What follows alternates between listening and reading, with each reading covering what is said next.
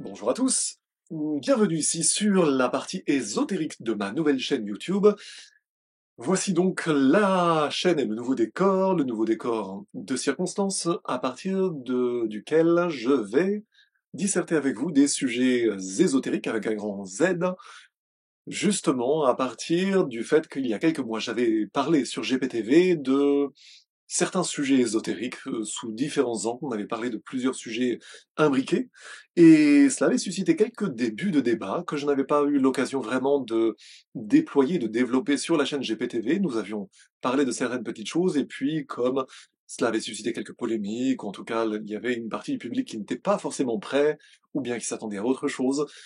Le problème étant toujours que l'on s'attend à quelque chose d'autre que ce que l'interlocuteur est en train de dire, donc voilà, ici, le nouveau cadre dans lequel nous allons pouvoir enfin parler de tous ces sujets-là, un à un.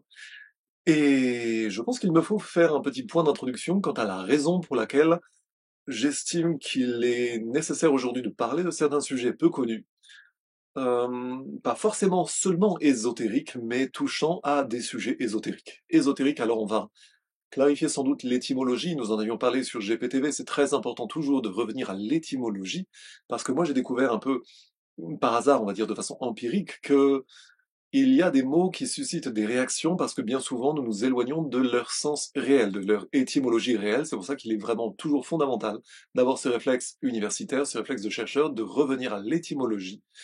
Et pour comprendre notamment que l'étymologie d'une part et la sémantique globale, c'est-à-dire le fait d'être bien sûr qu'un mot égale la même définition pour une personne et pour une autre, c'est la base de la communication harmonieuse en fait. Albert Camus disait mal nommer les choses, c'est ajouter au malheur du monde, c'est vraiment quelque chose qu'il nous faut d'ores et déjà comprendre. Il est vital déjà d'être sûr de s'entendre sur les termes du débat, de s'entendre sur les termes qui vont être utilisés, et c'est pour ça que régulièrement nous clarifions ces petites potentialités de disharmonie en fait entre les humains. La précision du langage, pas de civilisation sans précision, acrib égale à précision, c'est très important de comprendre l'importance de cette précision des mots, parce que justement ça évite des conflits entre les humains, et ça permet directement d'aller aux idées, au fond des idées, et non pas de perdre du temps à s'engueuler parce qu'on n'est pas trop sûr de tel ou tel sens. En l'occurrence, le mot ésotérique de ésotérikos en Grèce, c'est ce qui est intérieur en fait, c'est juste ce qui est intérieur. À partir de cette simple définition, ésotérique, le mot ésotérique ne doit pas faire peur. Or, j'ai remarqué que notamment chez les publics chrétiens catholiques, au moins catholiques, peut-être aussi protestants, le mot ésotérique fait globalement peur, et il serait bon de s'interroger quant à la raison de savoir pourquoi justement ce mot fait peur. Avant tout, je vais simplement poser comme principe, comme postulat global qui sera valable pour tous les sujets ésotériques, c'est que la peur est globalement l'inverse de la connaissance. On a peur de ce que l'on ne connaît pas. Également, on spécule sur ce que l'on ne connaît pas. Spéculer aux deux sens du français, spéculer financièrement, mais également spéculer, c'est essayer d'élaborer, de deviner par l'approximation des mots, essayer de deviner, en fait, de deviner qu'est-ce que pourrait être le contenu d'une idée, mais toujours pareil, on spécule sur ce que l'on ne connaît pas. C'est d'ailleurs à partir de là qu'on a le terme, par exemple, franc-maçonnerie opérative par opposition à franc-maçonnerie spéculative. La franc-maçonnerie opérative, ce sont les réels maçons qui font en effet de la maçonnerie. La spéculative, la franc-maçonnerie spéculative, et ces deux définitions, ces deux oppositions sont valables vraiment dans pas mal de domaines, c'est en fait la franc-maçonnerie qui spécule sur le sens philosophique des concepts, des mots, des origines, etc., etc. Donc, ésotérique, le mot en lui-même ne doit pas faire peur. Ici, donc, c'était juste un point d'introduction. Ésotérique, c'est simplement tout ce qui est intérieur, et nous allons décliner au fur et à mesure les questions relatives, en fait, à la vie intérieure de l'humain, à la vie intérieure de l'homme et de l'humain. Et l'idée globale que l'on va voir surgir très souvent dans ces sujets, c'est que globalement, l'homme peut plus qu'il ne croit. C'est-à-dire que l'idée globale, c'est qu'à l'intérieur de l'homme, de l'humain, il y a des potentialités de développement sous-exploitées et qui sont un facteur explicatif à pas mal de bizarreries dans la vie de tous les jours. C'est la raison pour laquelle Le premier sujet par lequel j'ai voulu aborder les sujets ésotériques, avec un grand Z toujours, c'est important, eh bien, ça sera la question des vies antérieures associées à la question du karma, c'est-à-dire la loi de cause à conséquence. Ici, prenons pour l'instant l'idée comme un postulat que nous allons démontrer, ça va prendre un certain nombre de temps, de vidéos, mais nous allons démontrer au fur et à mesure, en tout cas par suffisamment d'exemples. Ça va être une introduction à l'ésotérisme qui va être en fait très longue. Il y aura déjà énormément de matériel. Mais la raison de fond, c'est parce que je pense que cela peut aider beaucoup, beaucoup, beaucoup de monde. Nous allons partir d'une base que je trouve extraordinairement intéressante. C'est un livre que j'avais trouvé par hasard, et que plus tard je me suis aperçu que les éditions Adyar étaient de très bonnes éditions ésotériques, c'est notamment les éditions de la Société théosophique, mais c'était par un total hasard que je l'avais trouvé initialement. Ceci dit, le hasard est bien souvent le pseudonyme que prend Dieu lorsqu'il ne veut signer de son nom, ou une coïncidence également n'est qu'une explication qui attend son heure. À chacun de voir les choses à son aune, mais je vais déjà également poser l'idée de Dieu avec un grand D, ou de la source comme, encore une fois, un postulat, mais comme étant de toute façon une force existante, que l'on soit d'accord ou non avec cette idée, ça n'empêche pas une force supérieure que l'on tentera de qualifier au fur et à mesure comme étant globalement la source de toute chose et un méta-esprit. Nous aurons l'occasion de qualifier ce que nous entendons par Dieu à l'occasion plus tard on va dire, de vraies études sur les sujets ésotériques de fond, mais ça se passera après l'étude de ce premier sujet, qui est celui du karma et des vies antérieures, parce que c'est le sujet à mon avis, le plus usuel pour les gens au quotidien, et celui qui peut aider le maximum de gens en un minimum de temps. Même si évidemment là nous allons avoir une version longue du sujet qui sera déclinée en plusieurs chapitres.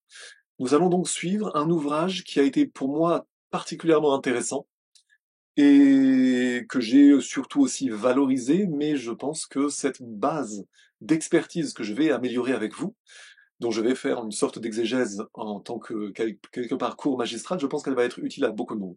Donc l'ouvrage s'appelle De nombreuses demeures de Gina Serminara aux éditions Adyar. C'est un ouvrage qui date de 1957, qui a été régulièrement réédité depuis. Il y a pour moi, il y a des petites erreurs, enfin pas forcément des erreurs, mais des imprécisions en termes de traduction qui peuvent parfois prêter à confusion en français. Par exemple, le fait que knowledge, la connaissance en français, n'est pas forcément le savoir, alors que très souvent traduit par knowledge en anglais. Les deux sont traduits par knowledge.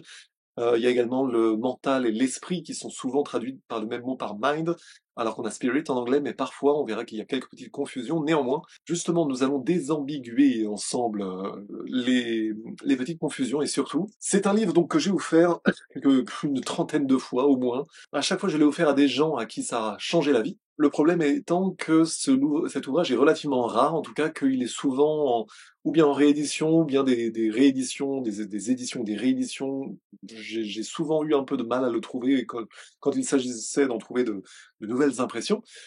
Et surtout, je pense vraiment que, encore une fois, cela peut aider beaucoup de gens, beaucoup de monde, et on va voir pourquoi. On va voir pourquoi. Et il m'est arrivé, on va dire, dans ma vie, un certain nombre de choses bizarres. Et à force, j'ai fini par être capable de lire en temps réel, de suspecter en temps réel lorsque j'étais confronté à des bizarreries humaines qui doivent être le déclencheur de certaines prises de conscience, aboutissant éventuellement à devoir explorer les fondements d'une réaction humaine à laquelle on est confronté.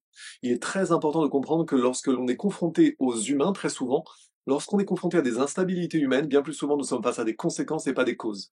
Ça serait déjà un point de vue extrêmement important, des conséquences et pas des causes. À nous d'aller chercher la cause, et c'est ainsi que l'on peut faire beaucoup de bien autour de nous. Et je vais également insister sur un point, c'est encore plus vrai chez les hommes, parce que par définition, les hommes, en termes d'énergie, sont l'impulsion, alors que les femmes sont bien plus l'intuition, la réception. Mais le problème de tous les sujets ésotériques globalement, c'est qu'ils sont plutôt féminins que masculins dans leur prise en compte, pour différentes raisons que nous verrons au fur et à mesure, et qu'il y a surtout le poids d'une inertie sociale qui fait que bien souvent les hommes ont tendance à considérer tout cela comme ou bien des trucs de bonne femme, ou bien des choses que l'on ne nous a pas appris et que donc il n'est pas forcément nécessaire de les explorer. Or, c'est la raison pour laquelle les hommes, bien souvent, je dis un peu en plaisantant que les hommes ont souvent l'autorisation sociale d'être des connards, là où quand les femmes se comportent comme des connasses, pardonnez-moi des termes, on dira plus facilement qu'elle serait hystérique, etc. Dans l'idée, il y a le fait que les hommes peuvent socialement être très linéaires et minimiser des informations, disons, non conventionnelles, des informations dont on pourrait dire, par exemple, c'est des trucs de bonne femme, ce genre de choses. Ça, c'est ce qu'on disait, on va dire, dans les temps plus anciens. On va dire qu'aujourd'hui, on nous sensibilise un peu davantage. Mais il y a vraiment bien souvent, c'est un problème, il y a souvent chez les hommes une frontière assez nette entre les hommes qui sont capables de prendre en compte des éléments intuitifs, des éléments qui seraient de fait des énergies plutôt féminines que masculines. Il y a une frontière nette entre les hommes bourrus qui sont totalement opposés à ça et, je caricature à peine, les hommes soja qui seraient dans l'ambiance d'une surdétermination dans leurs énergies féminines, etc., mais avec excès. Or, je dis que les humains les plus stables sont ceux qui sont équilibrés par rapport à leurs deux types d'énergie. Nous verrons pourquoi, en fait. Nous verrons cette idée du yin et du yang, cette idée des deux énergies masculines et féminines, la question de savoir si les âmes sont masculines ou féminines, ou dans quelle mesure, c'est ça qui sera intéressant, c'est que dans le contexte du karma, nous découvrirons notamment que les âmes sont asexuées, c'est-à-dire qu'on éprouve tantôt le principe masculin, tantôt le principe féminin, et que les ordres, les agencements des vies, justement, en fonction de dans quel sens on peut ou quand on va comment, c'est en fonction de ce qui nous manque que globalement, le karma nous fait aller dans le sens de ce qui nous manque. Et c'est la raison pour laquelle tout excès engendre un autre excès, et tout excès va devoir être corrigé au fur et à mesure des vies qui vont s'égrener par justement, non pas un excès contraire, mais un infléchissement d'un excès hérité, par exemple, de tropisme excessif acquis, par exemple, dans une vie. Néanmoins, il y a énormément de choses qui ne peuvent pas s'expliquer sans les vies antérieures, mais on ne le comprend qu'après coup. Mais avant tout, les prises de conscience les plus basiques humainement, sans aller dans tous ces sujets-là, on les développera au fur et à mesure, mais il y a quelque chose d'extrêmement important qui concerne une question qui, moi, me fascine, c'est comment globalement former des humains stables et les interpellations, la façon dont j'ai pu, moi, être interpellé dans ma vie, ou alors être mis en contact avec des histoires de tierces autour de moi, ou des ouvrages ou autres, les prises de conscience quant à des possibilités de vies antérieures viennent de la vie réelle, viennent de la vie réelle. Par exemple, nous verrons qu'il ne faut jamais se moquer des phobies des autres. Jamais. Exemple, j'ai été sauveteur nautique, vous avez des gens qui peuvent avoir une peur absolument indépassable de l'eau, et vous avez des gens qui n'auront pas du tout cette peur-là. Mais comment expliquer que vous puissiez avoir des phobies, des vraies peurs, paniques, des vraies terreurs, par exemple de l'eau? De l'eau seulement. C'est un phénomène qui est connu chez les maîtres nageurs. Vous avez parfois des gens qui, lorsqu'ils ont peur de l'eau, ou lorsqu'ils ne nagent pas assez bien, qu'ils sont, il y a le côté animal qui va faire que lorsqu'ils sont en train de paniquer, au-delà de l'aquastress, ils vont pouvoir considérer, par exemple, leurs proches comme des bouées. Et ça peut être par exemple traumatisant. Je vous donne l'exemple d'une jeune fille qui va à l'eau avec son père, mettons son père à 40 ans, la jeune fille, mettons à 15 ans, et le père, quand il va paniquer, va se mettre soudainement à considérer sa fille comme une bouée, ce qui peut être hyper traumatisant pour la jeune fille, parce que le père aura soudainement pris contact avec une de ses phobies, qui peut, alors qu'il peut-être qu'il savait nager, peut-être qu'il ne savait pas nager. S'il ne savait pas nager, bon, ça peut être juste le réflexe naturel, mais parfois nous avons des peurs qui sont d'une telle intensité qu'à un moment ou à un autre, il n'est pas impertinent de se poser la question de savoir qu'est-ce qu'il pourrait y avoir derrière. Alors pour la peur de l'eau, c'est quand même relativement logique, c'est par exemple un milieu hostile, on peut quand même le comprendre en termes de réflexe de survie. Par contre, il y a d'autres peurs qui sont très irrationnelles.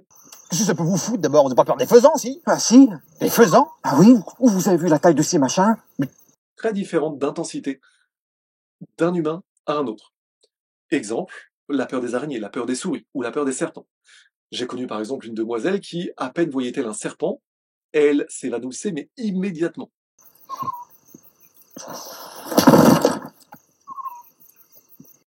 Ça, dans la vie réelle, ça peut faire bizarre et surtout, l'environnement, mettons les humains autour d'elle à ce moment-là, peuvent avoir un réflexe de se moquer d'elle, etc. Qu'est-ce qui est arrivé, etc., etc.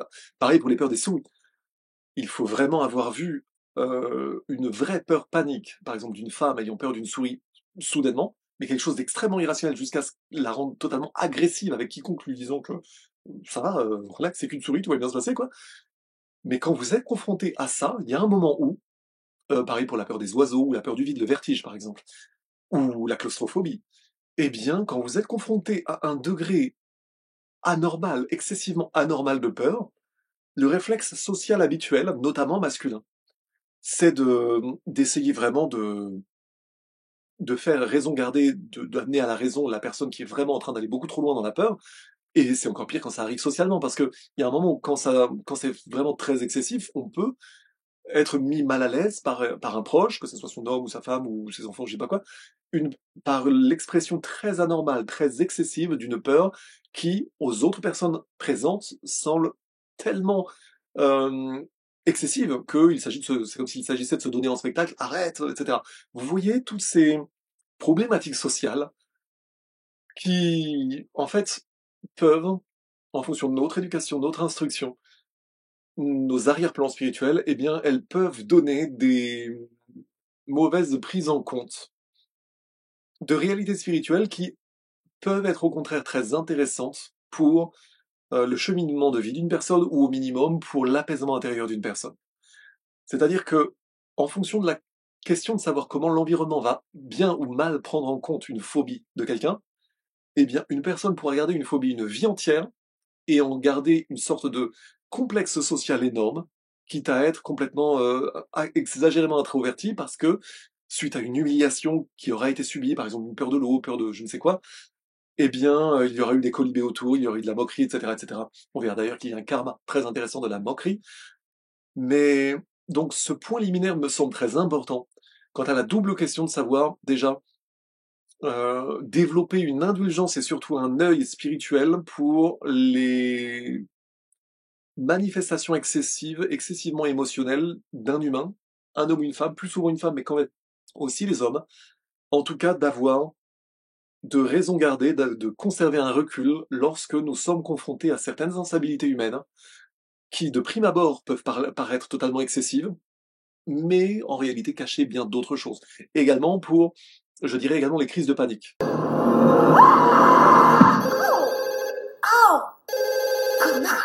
Et ça, c'est quelque chose que les hommes ont souvent du mal à prendre en compte, les véritables crises de panique. Des crises de panique qui peuvent avoir des explications tellement profondes et tellement irrationnelles en apparence que le comportement humain normal, et notamment masculin, ça sera de minimiser, puis d'engueuler, puis de se montrer agressif, etc.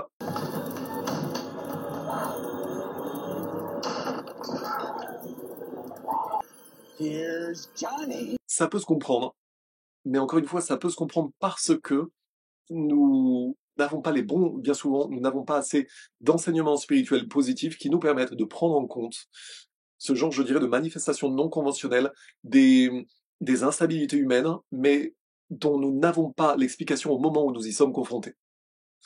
Or, tout l'art de la mise en mouvement, de l'évolution et de la capacité à se faire évoluer les uns les autres, mais également à prendre en compte la souffrance des uns et des autres pour la faire évoluer, parce que c'est la différence entre une personne qui sera traumatisée à vie et humiliée et qui gardera un très mauvais souvenir d'une humiliation sociale qu'elle n'aura jamais dépassée, ou de l'autre côté une personne à qui on aura su faire transcender ce qui aurait pu être une humiliation sociale, transcender donc en toute autre chose, en une meilleure compréhension d'elle-même, donc une meilleure stabilité intérieure, donc une personne qui pourra être bien plus positive dans son environnement parce qu'elle aura fait ou elle aura été aidée à faire son travail intérieur de façon à ne pas projeter sans cesse ses instabilités sur les autres.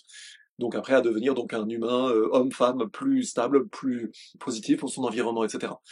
Et donc je dis que la différence dans la prise en compte, la bonne prise en compte de ces types non conventionnels d'instabilité humaine manifestée ou projetée sur les autres, eh bien la bonne prise en compte de ces instabilités-là dans la profondeur qu'elles peuvent avoir, eh bien elle dépend de la qualité de nos enseignements spirituels et de l'élargissement de nos enseignements spirituels actuels.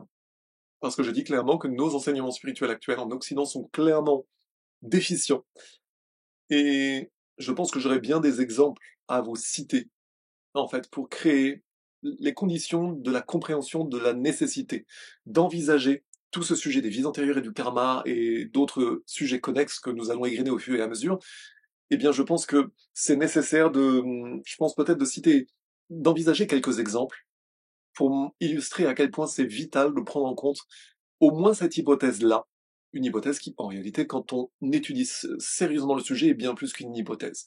Bien plus qu'une hypothèse, sachant qu'au final, quand on prend en compte ce qui n'est pas une hypothèse, qui de fait est de la connaissance, mais l'illustrerons ensemble au fur et à mesure, nous découvrons alors une façon beaucoup plus intéressante de vivre et nous découvrons un sens de la vie qui est d'une toute autre puissance que ce à quoi nous sommes habitués. Donc voilà, ça serait l'introduction quant à donc la nécessité de s'intéresser à ce sujet. Je répète, il s'agit de s'entraider. L'entraide spirituelle est vraiment le moteur, nous allons voir le moteur du karma, le moteur du sens de la vie. L'entraide entre les humains n'est de fait que de l'entraide spirituelle, que vous le compreniez ou non. L'entraide et l'entraide spirituelle sont la même chose à deux niveaux différents, mais en s'entraidant, on s'entraide déjà spirituellement et on s'aide soi-même également, on est dans les autres. C'est-à-dire que c'est une grande vérité de la vie, ça. Les humains au service d'eux-mêmes et les humains au service des autres, c'est en servant les autres qu'on se sert soi-même.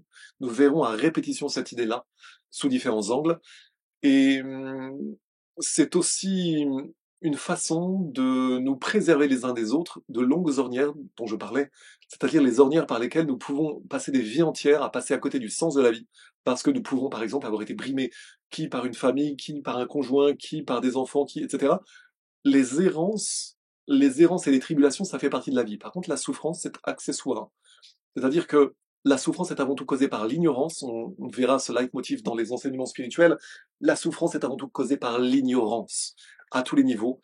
Et nous allons vite voir que l'une des grandes questions, c'est pourquoi la souffrance humaine. Et en fait, l'une des réponses, c'est que la souffrance humaine est avant tout causée par le manque d'entraide, par le manque de compréhension, le manque d'enseignement spirituel réellement juste, à partir desquels nous allons finalement faire des dégâts les uns contre les autres, par, par ignorance, par sous-instruction.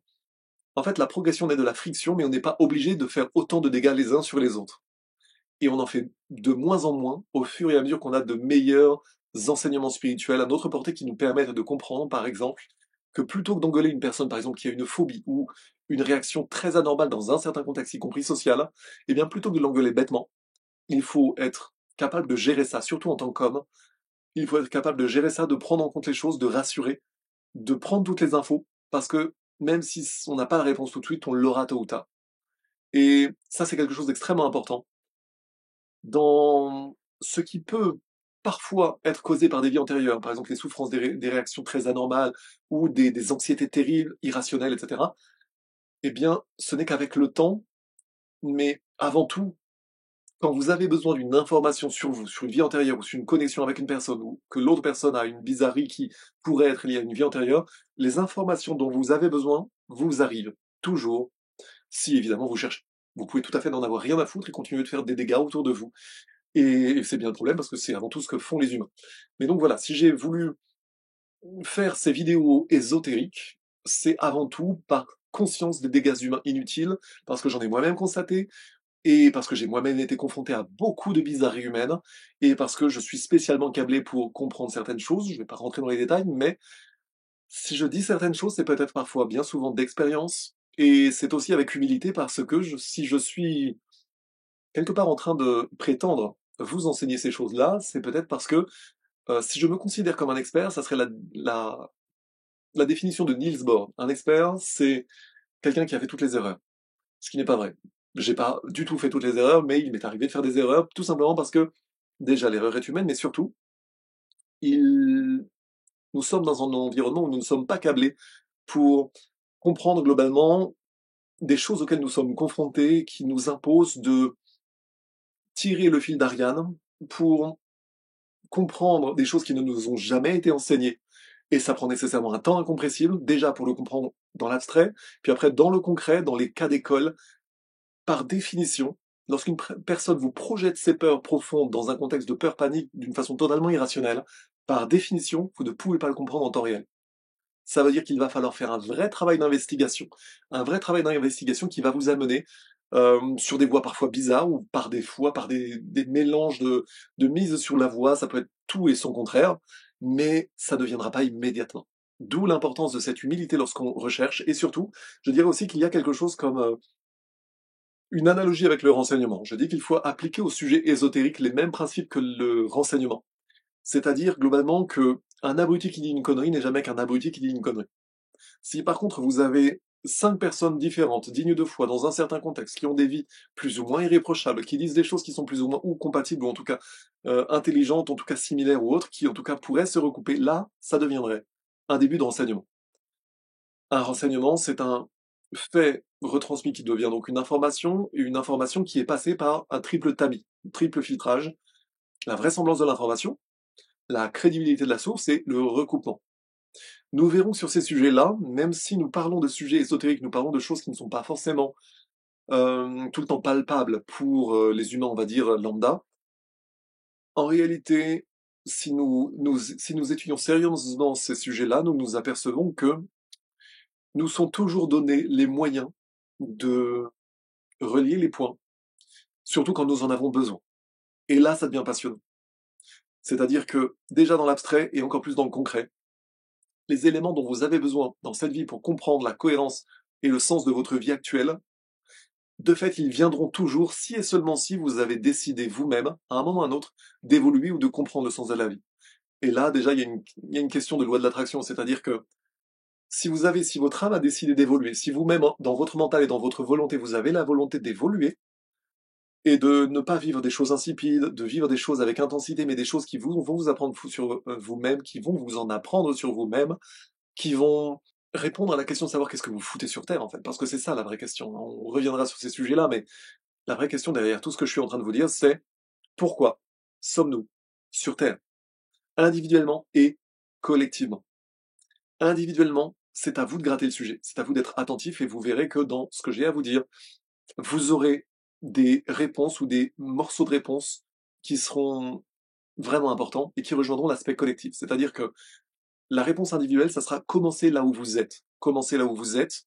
Déjà, mettez de l'harmonie là où vous êtes. Soyez dans développer la capacité ou développer quelque chose comme une zone d'harmonie autour de vous, avec dans vos relations, et après, vous les élargissez par cercle concentrique et vous verrez que plus vous mettrez de l'harmonie, plus vous serez conscient déjà de remettre votre vie, on va dire, dans un minimum d'ordre, etc. Et plus vous pourrez développer autour de vous, comme par cercle concentrique, d'autres zones d'harmonie, et plus également vous seront données comme des petites missions individuelles. C'est-à-dire que vous verrez, par exemple, une personne qui, mettons, aura un problème, il s'agira de l'aider ou quoi que ce soit, et là, on arrivera très vite à l'aspect collectif des choses, du sens, en fait, de la vie. Le sens de la vie individuelle n'est que collectif, au final, parce que c'est par et à travers les autres. Nous verrons une idée importante du livre dont je vous ai parlé, c'est que c'est surtout par les êtres que notre vie est changée. C'est surtout par les êtres que notre vie est changée, c'est-à-dire que la progression naît de la friction, et ce sont les interactions avec les autres, mais aussi avec les animaux notamment, qui nous font évoluer, qui nous font progresser en termes de conscience. Parce que le but, c'est la conscience. Nous vivons pour l'amour et la connaissance, mais les deux sont liés. Les deux sont liés, on va tout de suite parler également des principes masculins-féminins. L'amour est plutôt féminin, la connaissance est plutôt masculine. Il faut les deux. L'amour sans connaissance, ça part dans tous les sens. C'est typiquement certaines femmes délurées. La connaissance sans amour, ça peut être des hommes extrêmement intellectuels, complètement dans le mental, très loin du cœur et qui peuvent faire beaucoup de dégâts autour d'eux. Hommes comme femmes, il nous faut les deux. On va par contre souvent vers notre faiblesse, c'est-à-dire que le langage de l'amour a plutôt à être appris aux hommes par les femmes. La connaissance a plutôt à être apprise aux femmes par les hommes. Mais nous verrons que de toute façon, les personnalités les plus équilibrées sont en paix avec leur contrepartie énergétique, en eux-mêmes, avant de l'être avec le sexe opposé. C'est-à-dire que nous sommes tous par définition des amas sexués, donc à la fois mâles et femelles, en fait androgynes, et que nous éprouvons tantôt le principe mâle, tantôt le principe femelle. Déjà, ça serait déjà une idée qui gratouillerait pas mal de monde, mais nous verrons par de multiples exemples à quel point cela peut être intéressant.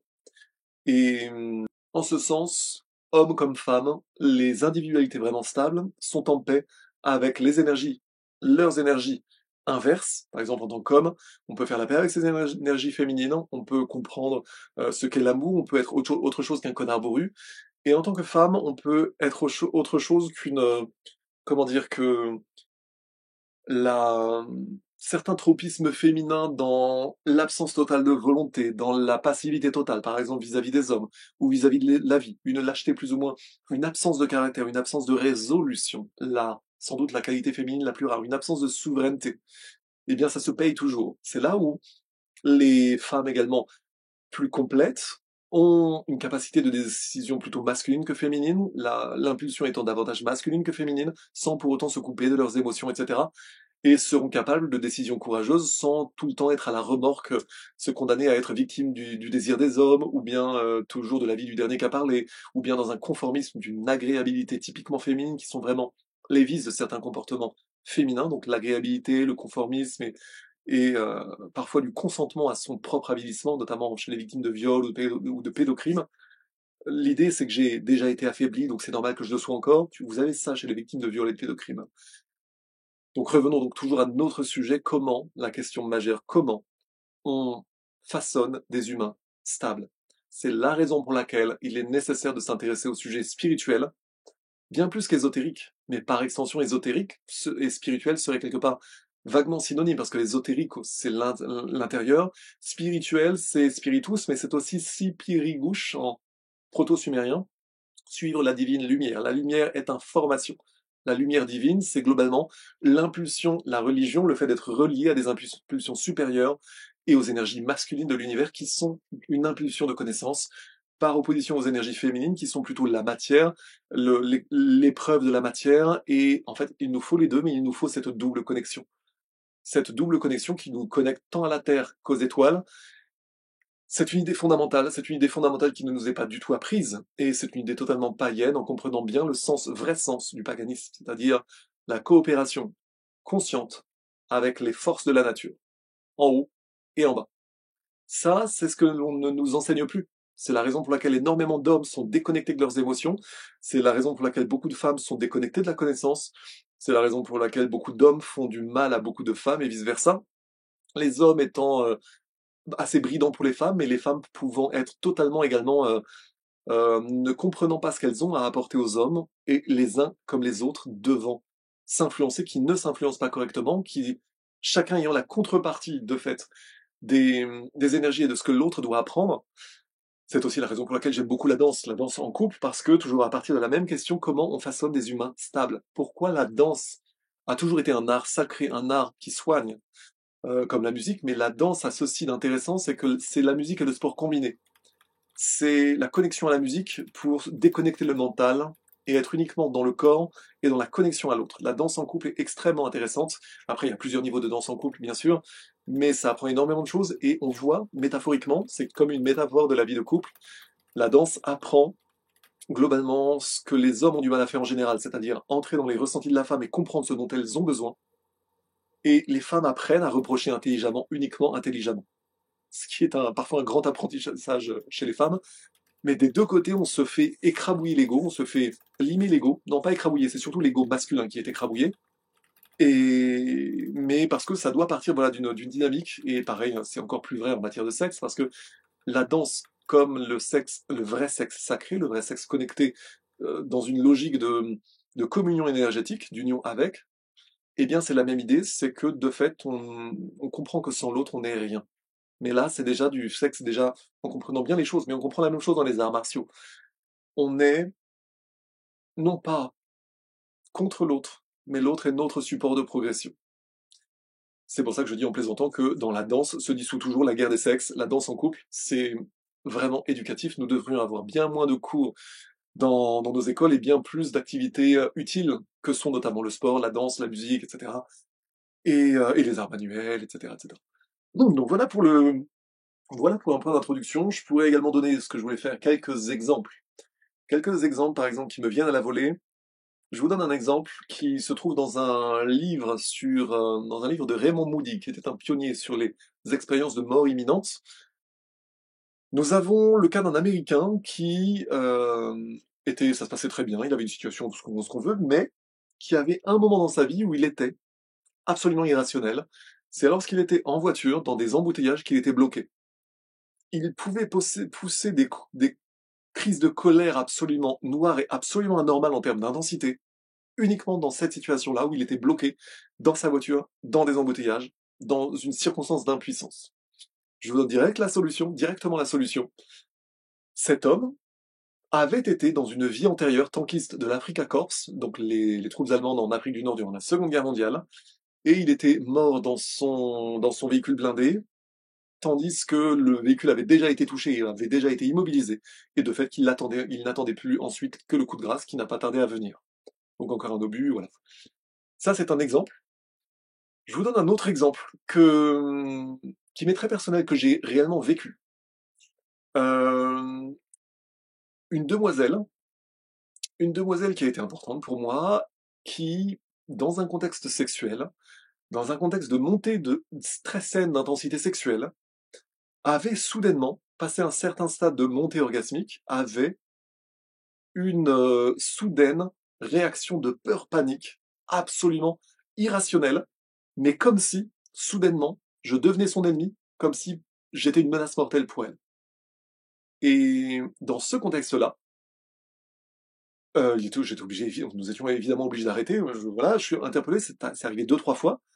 Et là, j'ai été obligé de lui dire, ok, il y a quelque chose à explorer, on va explorer ça ensemble, etc., etc. Sauf que, à l'époque, elle n'était pas assez mature pour faire cette exploration-là, de fait, pour explorer, etc. C'est tout un ensemble dont j'en reparlerai.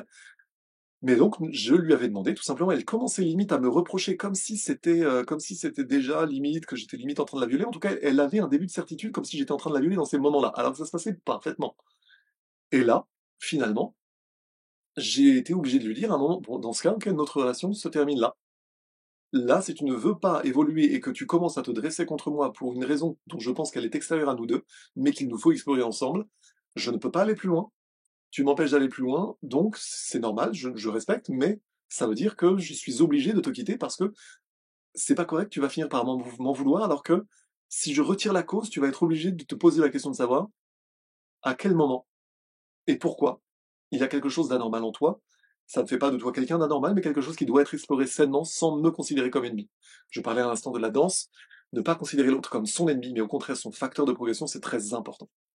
Et bien, finalement, donc je l'avais mise à distance, et elle a vécu deux, trois relations très négatives, typiquement avec des hommes qui n'avaient pas ma patience et qui très vite lui disaient qu'elle était anormale, qu'elle était ceci, qu'elle était cela, et que finalement il l'a quittée pour une autre en disant ah j'en ai une autre, voilà.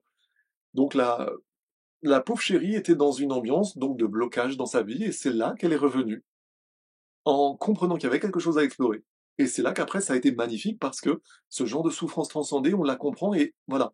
Mais ça doit être associé à de la connaissance. C'est-à-dire que c'est pas que de l'amour et du ronron, c'est de la connaissance, c'est-à-dire l'hypothèse, la compréhension du fait qu'il y a quelque chose d'autre derrière et que nous sommes face à un support de progression. Une circonstance qui fait révéler quelque chose qui doit être réglé en nous-mêmes, qui est un héritage négatif du passé, mais on ne sait pas. Et alors, très vraisemblablement, cette demoiselle, je n'ai pas eu vraiment le fin mot du fin, mais j'ai la conviction intime par rapport à l'enchaînement, la prise de conscience, etc., que je ne sais plus exactement, mais quand il était clair que dans une vie antérieure, elle avait dû être certainement violée et tuée. C'est absolument évident dans ce contexte d'une relation de ce type-là. De fait, je crois ne jamais avoir eu exactement la confirmation, mais c'était absolument manifeste en termes de réaction. Et de fait, c'est une demoiselle avec laquelle j'ai gardé d'excellentes relations, justement parce que j'ai été capable de faire avec elle ce travail-là et de subtile patience, mais également d'intensité, parce qu'il faut les deux, hein. La patience ne suffit pas dans la relation de femme, de patience d'une part et d'intensité d'autre part, pour être son support d'évolution, pour transcender ce qui était de la souffrance et ce qui, de fait, lui faisait du mal, parce que ça brimait, ça portait du tort à ses relations avec le sexe opposé, évidemment. Donc, ça c'était le deuxième exemple. Et le troisième exemple, un exemple auquel j'ai aussi été confronté. Pareil, une autre affaire féminine, étonnamment intéressante. C'était une demoiselle qui avait, mettons, 22, 23 ans, qui était comme dans une urgence intérieure d'avoir des enfants le plus vite possible, et comme si c'était vraiment hyper important, hyper vital pour elle, et que vraiment, euh, mais c'était vraiment une obsession dans sa vie. Une obsession dans sa vie, mais très saine par ailleurs, hein, mais avec un caractère vraiment, c'est-à-dire la potentialité de s'acoquiner avec n'importe qui pour avoir le plus vite possible un bébé, plutôt que d'être capable d'évaluer l'homme en face. Et Et en fait, dans ces moments-là, il y avait rien de malsain là-dedans, mais parfois c'était vraiment, enfin, une fixette particulière, avec parfois des grands phénomènes d'anxiété bizarres. Quant à la question, ce sont des peurs féminines habituelles. La peur ancestrale d'être infertile, euh, la peur d'accoucher, que ça se passe mal, ce genre de choses. Eh bien, le dénouement suite à une discussion de ce type-là, c'est là où l'homme est absolument déterminant dans la capacité à faire parler une femme qui en a besoin. Ou faire parler pas forcément que des femmes, hein, mais notamment les femmes, parce que ces grandes anxiétés intérieures, par définition, sont plus féminines que masculines. Les hommes sont l'impulsion, les femmes sont l'intuition.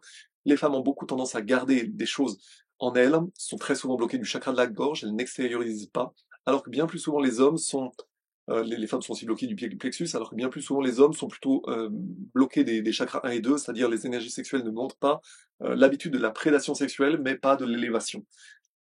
Pardon, ça c'est pour la parenthèse. Et donc le fin mot de la fin, c'est que à un moment où nous avions ce genre de discussion, où à chaque fois je prenais le temps de discuter avec elle de façon apaisée de ces sujets, etc. Eh bien, elle avait fait à la suite d'une discussion qu'on avait eue une sieste anormalement, enfin avec des rêves anormaux. Des rêves qui nous donnaient quelque part une potentielle explication très vraisemblable dans cette configuration-là, c'est que cette demoiselle se voyait dans, on va dire, dans les faubourgs d'une grande ville, potentiellement Paris, fin 19e, peut-être début 20e, dans un contexte où on comprenait plus ou moins, c'était une jeune fille de, mettons, 15-18 ans, ces eaux-là, qui avait été violée dans les bas-fonds de Paris, on ne sait pas trop quoi. Violée et enceinte, mise enceinte, et que, de fait, elle avait accouché et elle était morte en couche. Et que curieusement, j'étais là, moi, en tant que blouse blanche, donc médecin ou quoi, impuissant pour la sauver.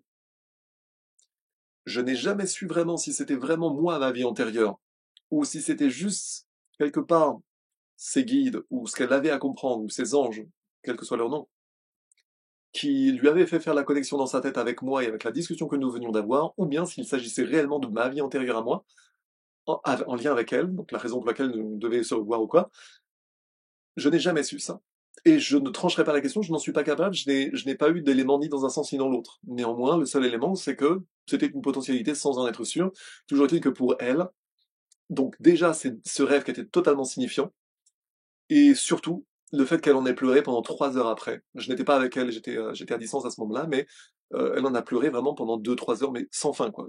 Une tristesse infinie à la faire pleurer vraiment très anormalement, très excessive. Et bien ça, typiquement, là, on coche plusieurs cases sur une très vraisemblable vie antérieure, avec de la souffrance très profonde qui devait être liquidée. Et c'est pour ça que le travail de couple, et spécialement le travail d'un homme, c'est d'être capable de recueillir et de transcender ce type de souffrances féminines, qui sont bien plus fréquentes que ce que l'on ne pourrait croire. Donc voilà 3 exemples, dont 2 qui me sont personnels, de vies antérieures ou de connexions avec des vies antérieures, qui illustrent mon propos, à savoir que pour tenter de faire du bien autour de soi. Globalement, il faut être conscient de certains sujets spirituels et que quand on passe à côté du sujet, on peut passer à côté d'énormément de, de choses que nous pouvons avoir à régler dans cette vie ou bien du bien que l'on peut faire autour de nous. Et globalement, l'idée très importante qui me tient à cœur, c'est aussi pour ça que je veux l'enseigner, c'est que si les hommes savaient le bien qu'ils peuvent faire autour d'eux, les hommes spécifiquement, eh bien, ils en feraient bien plus que cela, et surtout, le drame, c'est que cela ne leur est pas appris, ce qui est un énorme problème parce que nous passons des vies entières à passer à côté des enseignements spirituels qui nous enseigneraient typiquement ce que je viens de vous démontrer, par exemple, c'est que plutôt que d'engueuler bêtement sa chérie ou une personne qui a une réaction d'ailleurs, quand je vous parlais du tankiste de l'Africa Corps, mon père a un peu il peut avoir le même type de réaction en voiture, donc du coup c'est peut-être même quelque chose de déjà vécu, c'est-à-dire des réactions très explosives en voiture, de façon totalement irrationnelle, vous pouvez avoir ce genre d'hypothèse-là. De même, par exemple, chez les gens claustrophobes, vous avez eu nous avons dans les temps anciens plein de cercueils des gens qui étaient enterrés trop vite, prématurément, et il y a eu plein de cercueils exhumés à l'intérieur desquels il y avait des traces de griffures, de fait des personnes qui ont été enterrées trop tôt. Et c'est sans doute plus fréquent qu'on ne l'a pensé pendant longtemps. C'est pour ça qu'aujourd'hui on attend quand même un peu plus longtemps, mais imaginez une fin de vie. Imaginez, vous perdez connaissance d'une façon ou d'une autre, et vous vous réveillez plus tard, sans aucune raison, enfin, on ne sait pas exactement, il y a mille et une raisons, voilà, mais vous vous réveillez dans un environnement totalement confiné, donc dans un cercueil, vous êtes enterré. Qu'est-ce qui vous arrive? Imaginez si vous terminez votre vie comme ça, s'il y a vraiment, là je pars du postulat, pour l'instant ce n'est qu'un postulat, qu'il y a des vies antérieures, etc. Imaginez la vie suivante, quand vous êtes dans un ascenseur, etc. Vous avez des gens autour de vous qui peuvent avoir une claustrophobie énorme, mais il ne faut jamais se moquer de ces choses-là. Parce que ce sont des conséquences et pas des causes. Voilà pour la boucle de mon raisonnement que je boucle, et encore une fois, l'idée c'est de faire plus attention les uns aux autres, et je vais terminer, on va dire, tout ce point d'intro qui prépare en fait les, les sujets dont je vais avoir à vous parler, c'est que c'est un conte intéressant, enfin c'est une allégorie intéressante de la vie et de la différence entre globalement l'enfer et le paradis. C'est l'histoire d'un saint homme qui arrive au paradis, qui rencontre Saint-Pierre, et Saint-Pierre lui dit «Ah, t'as bien bossé, t'as été un bon, etc. machin.» Et l'autre il lui dit «Ah, j'ai fait ce que j'ai pu, etc. Voilà.» Et donc le saint homme, bah, il se voit dire par Saint-Pierre «Bah, tu iras au paradis, tout va bien, etc.» Mais le saint homme lui demande quand même une faveur. Il demande une faveur à Saint-Pierre en lui demandant «Ok, c'est bien, j'ai fait mon possible, je suis heureux si je vais au paradis, c'est formidable. Mais j'ai quand même toujours voulu savoir à quoi ressemblait l'enfer.» Et Saint-Pierre lui dit «Bah écoute, tu mérites complètement cette faveur, c'est pas un problème, quoi, tu vas voir, c'est très simple, c'est très simple.» Et alors il le conduit à une sorte, imaginez un grand couloir avec des portes, et il lui dit «Viens avec moi, je vais te montrer ce qu'est l'enfer.» Et donc Saint-Pierre arrive, il ouvre une porte, et lui et le saint homme voit une grande table de convives avec des mets exquis, tout ce que vous voulez, tout ce que vous imaginez comme nourriture, comme etc. machin. Et les gens, les convives, sont toutes en train de s'engueuler, de se parler très mal, de jurer, de s'envoyer, de s'invectiver, de tout ce que vous voulez, tout ce que vous pouvez imaginer de la pire ambiance disharmonieuse d'un repas, un peu comme Astérix, où voilà, ça s'engueule, sans aucune cohérence, rien.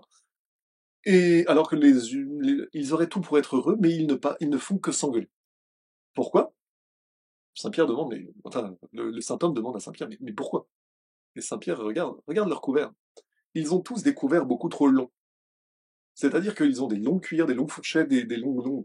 Et à chaque fois qu'ils essaient de manger, et c'est strictement impossible, la longueur de la... C'est impossible. À part éventuellement se nourrir. Ah, enfin, voilà, ce n'est pas possible, ils n'arrivent pas à se nourrir avec leur propre couvert. Et donc, ne pouvant, c'est un peu comme l'âne du Buridan, mais en pire, ils sont condamnés à errer sans cesse, à être incapables de se nourrir alors qu'ils ont tout ce qu'il faut à leur portée. Et donc, ils finissent par s'engueuler, ils finissent par être violents, par être méchants les uns avec les autres, parce qu'ils sont tous dans une incapacité individuelle. Le saint homme regarde Saint-Pierre, lui demande, enfin, il comprend, mais ok, d'accord, il est un peu interpellé, mais il ne sait pas qu'en dire. Saint-Pierre ne dit rien, referme la porte. Veux-tu à présent voir, lui demande-t-il, ce qu'est le paradis? Évidemment, le saint homme dit, bon, évidemment, mais j'ai toujours pas compris là. Et alors,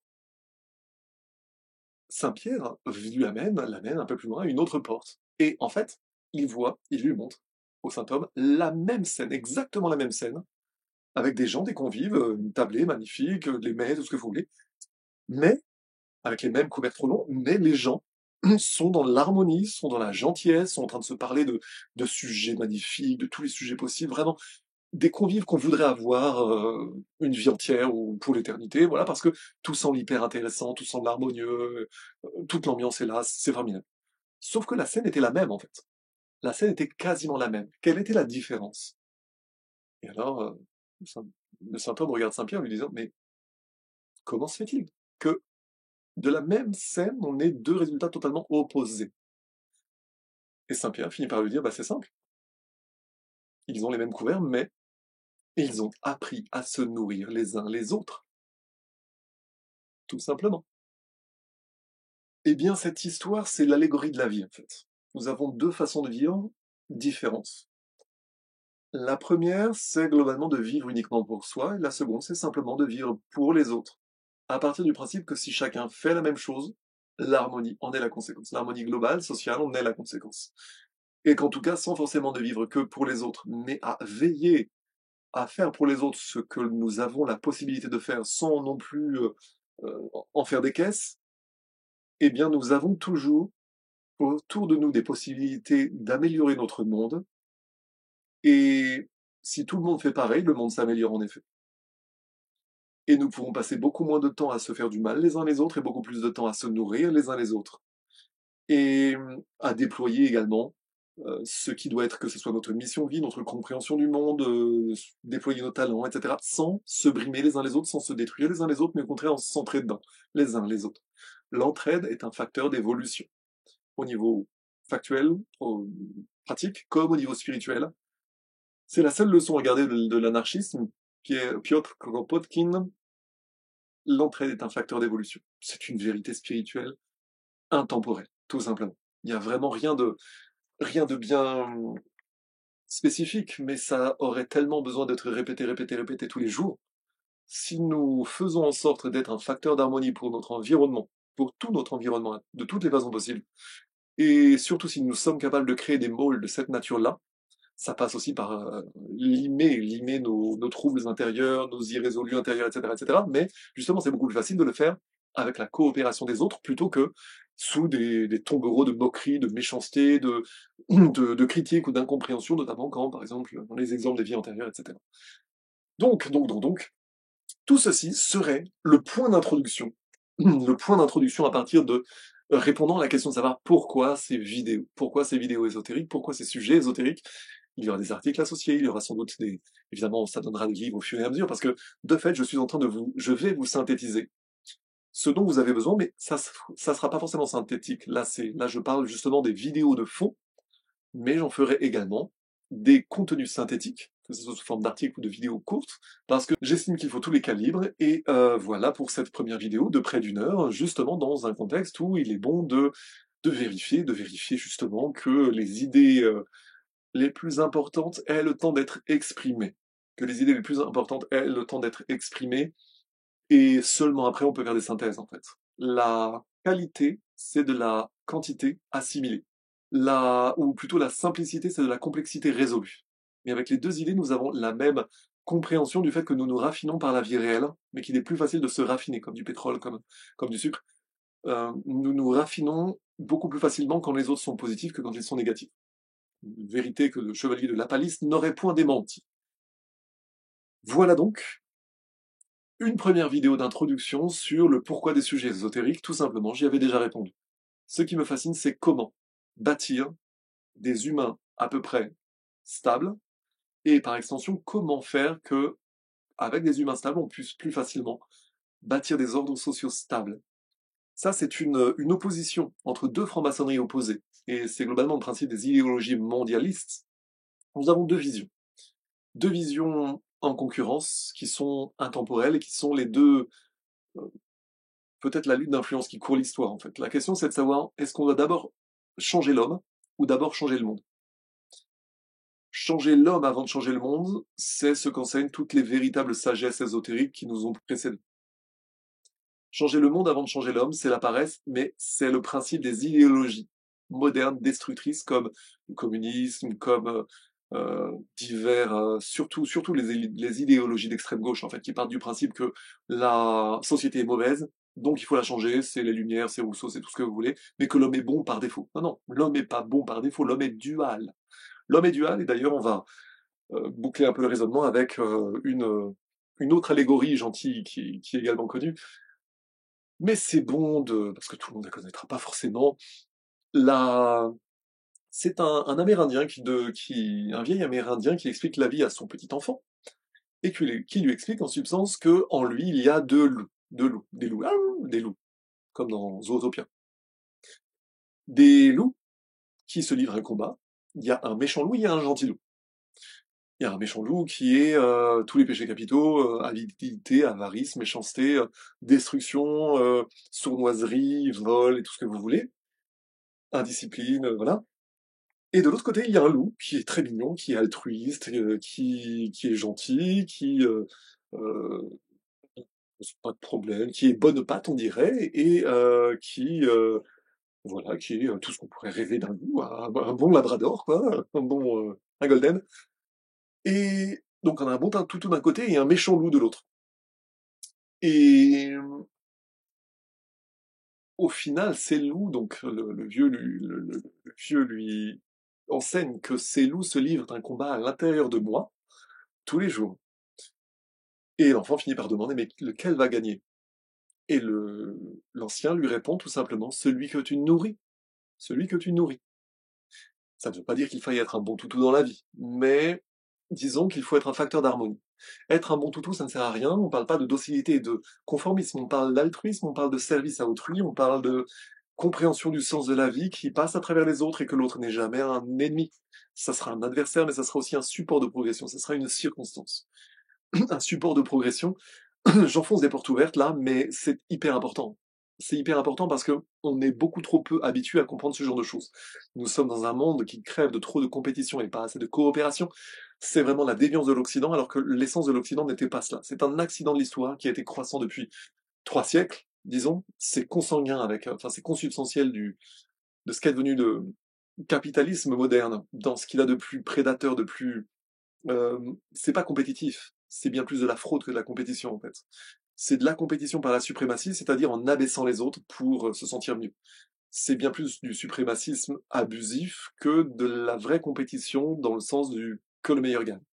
Mais surtout, c'est de la mauvaise gestion des ressources parce qu'il s'agit globalement, comme le disait, c'est un livre de Dufour qui avait été présenté, je crois en 2018, baise ton prochain. C'était l'éthique initiale du capitalisme moderne, c'était globalement la prédation contre l'autre, déconnecté de toute exigence spirituelle dont je suis en train de vous parler, c'est-à-dire la compréhension spirituelle de la vie.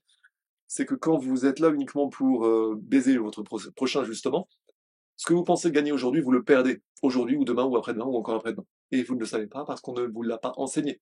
Mais ça se voyait déjà sans aller chercher les vies antérieures, c'était Lamennais, le poète Lamennais, catholique, qui disait, concernant le prolétariat de l'époque qui était, en 1838 de mémoire, qui était tenté par le communisme, ce que vous volez aujourd'hui, on vous le volera demain.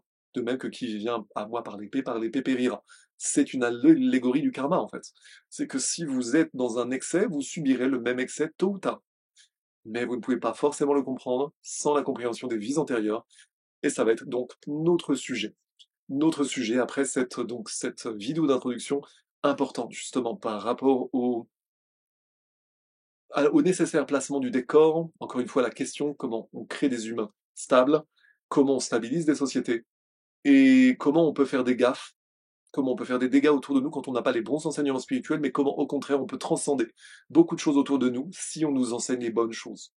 J'ai donc la prétention de vous faire, on va dire, des synthèses qui me seront personnelles, mais à partir des meilleurs contenus spirituels que j'ai pu trouver, et aussi à partir d'une lecture certainement initiée de certains sujets que je peux avoir, pour des raisons non pas qui sont aussi à la fois liées à, par exemple, aux lectures et aux synthèses que je peux faire, mais également à des dons très personnels qui me donnent une certaine légitimité à parler de tout ça. Ça veut dire que quand je parle de certaines choses, j'améliorerai parfois certaines choses que je pourrais vous livrer, trouver dans tel ou tel livre, ou alors je vous en ferai moi-même des synthèses, mais il y a aussi parfois des choses auxquelles j'ai pu être confronté moi-même et que j'ai pu résoudre moi-même d'un certain nombre de natures, y compris de celles qui ne sont pas forcément enseignées aux sages et aux intelligents de notre époque, voilà, mais qui rejoignent toujours, nous le verrons, des enseignements puissants, ésotériques, qui nous sont malheureusement beaucoup trop peu enseignés aujourd'hui. La question ouverte après serait de savoir, est-ce qu'on ne nous enseigne pas ces choses-là pour nous abrutir? Est-ce que ça a été perdu parce que, bon, ça arrive que le savoir soit perdu dans l'histoire? Ou est-ce qu'il y a des volontés de nous cacher certains types de savoir pour mieux nous contrôler, etc. Et nous verrons que c'est un mélange, en fait, de plusieurs causes différentes que nous tâcherons donc de séquencer pour mieux comprendre, pour mieux nous déterminer. Et toujours, toujours, rappelez-vous de la conclusion, c'est que la philosophie déconnectée de l'action est inutile. Tout ce que je vous dis là doit être connecté à l'action. Concrètement, c'est du concret pour faire du bien autour de vous. C'est pas juste pour être dans la spéculation, dans les grandes idées spirituelles. Non, non. Tout ceci ne sert qu'à l'action, qu'à l'harmonie près de chez vous. Vous devez être un facteur d'harmonie, vous devez également être capable de propager l'harmonie. Et je pense qu'il est aussi important qu'un homme l'enseigne parce que bien souvent, ce sont plus souvent les enseignements pseudo-New Age et compagnie. Ne pas confondre avec les vrais enseignements du Nouvel Âge, typiquement fin du 19e siècle de Blavatsky, ne pas confondre avec le New Age de la CIA. Nous avons une lutte, globalement une lutte d'influence, pour ou contre les véritables enseignements spirituels, qui sont capables de faire du bien aux humains, mais dont on peut aussi priver les humains. Ou alors qu'on peut également détourner dans des sens exagérément New Age, dans des sens exagérément un peu féminins dans le sens bassement, comment dire, caricaturalement féminin, c'est-à-dire le contraire de l'impulsion, mais plutôt le lâcher prise, les hippies avec les joints et l'absence de volonté qui finalement participe de cette volonté mondialiste de nous retirer toute espèce de volonté. Le lâcher prise, le manque de volonté. Il y a un moment, par exemple, euh, sous prétexte de non-violence soi-disant spirituelle, on peut aussi mettre beaucoup de lâcheté ou de aller avec le vent. Vous savez, seul le poisson mort va avec le courant. Enfin. Mais pourtant, à notre époque, il s'agit d'être bienveillant, il s'agit d'être mignon pour aller. En fait, ça participe d'un consensus qui n'est pas forcément le bon. C'est-à-dire que trop de, comment dire, de souplesse spirituelle peut être prisée, où on peut encourager les humains à trop de souplesse, trop de gentillesse, trop de bienveillance, trop de ronron, trop de gluance, dans un contexte où au contraire il faudrait davantage de résolution et de compréhension du fait que nous devons choisir, sinon nous ne sommes pas humains. Quand il y a globalement le bien et le mal, tant que vous n'avez pas choisi le bien, vous êtes assujetti au mal. Tant que tu n'as pas vendu ton âme au diable, il essaiera de te l'acheter. C'est un peu cette idée-là, allégorisée. C'est-à-dire qu'à un moment ou à un autre, les enseignements servent à l'action et servent surtout à rester sur son quant à soi lorsqu'il y a un contexte de mensonge alentour. Ça peut être résumé par Solzhenitsyn lorsqu'il dit certes, je suis trop petit pour m'opposer moi seul au mal, à un système intégré, totalitaire, monstrueusement puissant, mais je peux au moins faire que je ne sois pas moi-même un canal du mensonge. Donc je pense que on aura fait le tour de pas mal d'idées importantes. C'est une vidéo évidemment extensive, qui peut être synthétisée, mais bien souvent quand on synthétise, il faut aussi le fond des raisonnements pour permettre justement la mise en mouvement. C'est également le principe des allégories. Si on donne directement la conclusion sans l'allégorie, en fait la mise en mouvement de l'humain ne se fait pas. La mise en mouvement par la question, par les allégories, toutes les écoles d'initiés, Jésus ou autres, utilisaient notamment des allégories pour faire comprendre des choses aux humains. Pourquoi? Parce que les allégories permettent de contourner les égos des gens. Quand on explique quelque chose au moyen d'une allégorie, on n'est pas en train de dire tu es mauvais, tu devrais faire autrement. On est en train de te raconter une histoire qui va te faire arriver à la conclusion que tu pourrais être comporté différemment, en tout cas qu'une autre personne il y avait une leçon à prendre dans une histoire extérieure à toi, c'est moins violent pour ton ego, mais peut-être que tu vas y réfléchir après coup. Mais c'est la même chose, regardez, quand vous regardez un bon film, où l'art en général vous fait en apprendre sur vous-même et peut vous inciter à vous comporter différemment, à en apprendre sur vous-même et à mieux vous déterminer dans votre vie. Par exemple, je peux être moi mis mal à l'aise par tel ou tel film dans lequel il y aura ou bien du mensonge ou bien de mauvais choix qui sont faits, mais pourtant, même quand les films finalement arrivent sur des ornières, sur des choses mauvaises humainement, négativement, ils vous apprennent, à contrario, à éviter certaines erreurs, par exemple. C'est pour ça que l'art, quoi qu'on en pense, l'art est celui qui vous apprend quelque chose sur vous-même, au terme duquel il vous en reste quelque chose pour apprendre, pour mieux vous déterminer dans la vie, et ça, c'est du vrai art, c'est de l'art qui est globalement un moteur, quelque chose, un facteur d'apprentissage. Voilà. Je dis la même chose sous différents angles. Voilà pour la fin de cette première vidéo, et je vous dis à bientôt dans la première vidéo, justement, concernant ce sujet majeur des vies antérieures et de la question de savoir comment on aborde ces sujets-là. Toujours pareil, la peur est l'inverse de la connaissance. Mais je pense que ça peut être la grande conclusion de cette vidéo. La peur est l'inverse de la connaissance. Et la grande leçon de tout cela est l'entraide spirituelle. L'entraide spirituelle par laquelle on peut faire des humains stables et faire moins de dégâts autour de nous. Voilà, je vous remercie pour votre attention et je vous dis à bientôt dans une autre vidéo. Merci beaucoup.